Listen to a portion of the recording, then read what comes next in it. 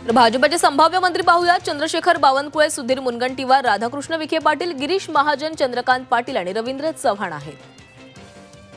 Sambhaji Patil Nilangekar, Atul Save, Randhir Savarkar, Parinay Phuke, doctor Sanjay Kute आणि पंकजा मुंडे यांच्याही नावाची चर्चा आहे। मेघना बोर्डीकर, देवयानी फरांदे, माधुरी मिसाळ, चित्रा वाघ, विजयकुमार देशमुख आणि गोपीचंद पडळकर यांना देखील मंत्रिपद मिळू शकते। राहुल कुल, जयकुमार रावल, योगेश सागर, शिवेंद्रराजे भोसले आणि नितेश राणे यांच्याही नावाची चर्चा आहे।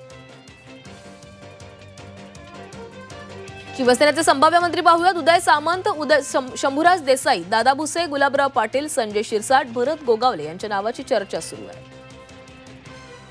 प्रताप सरनाईक, अर्जुन खोतकर, विजय शिवतारे, राजेश क्षीरसागर, दीपक केसरकर आणि योगेश कदम यांचंही नाव समोर येत आहे।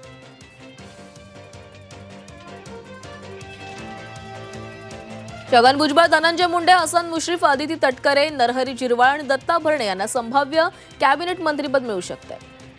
संजय बनसोडे, अनिल पाटील आणि मकरंद पाटील यांनाही कॅबिनेट मंत्रिपद मिळण्याची शक्यता आहे।